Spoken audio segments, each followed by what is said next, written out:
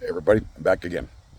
Today, what I'm doing is taking care of something that could have possibly been wrong with the cooling system. And this is inexpensive, and it's basically, figured the truck is 45 years old. I went to drain the coolant, and it didn't want to drain. The petcock was all clogged full of garbage. So I'm going to show you what I did. First of all, when we took it all apart, this, I'm assuming, is the original shroud. And as you can see, somebody made an attempt to repair it, and how long it lasted, I don't know. But when I unbolted it to remove it, apparently there was a crack in here that I didn't see, but it came apart. Oop. It came apart and it just broke. So, over here, as you can see, brand new shroud.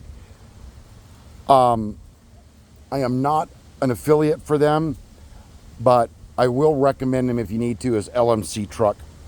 This is stock. It fits perfectly, and I don't have to fight with it. And after 45 years, yeah, it deserves a new one, especially after that. Yeah. So where we're at with this is now. So let me pull this off of here. I took the stock radiator and had it taken down. Or I took it down to a local Radiator Shop. You put in a new petcock because this thing was just clogged to beat all hell. Because I'd take a wire and run in there just to get it to drain. It took like 2.5, 3 hours to drain to enough so we could get this out of the thing. But he'll back flushes it and cleans it all out and everything, pressure tests it, and then fixes any leaks. And this had a couple of leaks in it, so that was a real good thing. Pressure tested everything, and it works out all fine. New petcock and a new coat of paint on it. So now my stock radiator looks like brand new.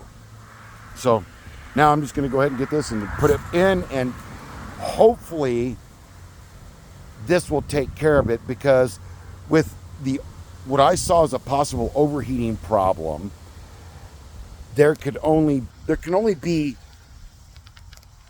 a few things that could be wrong with it, because this is not covered with electronics.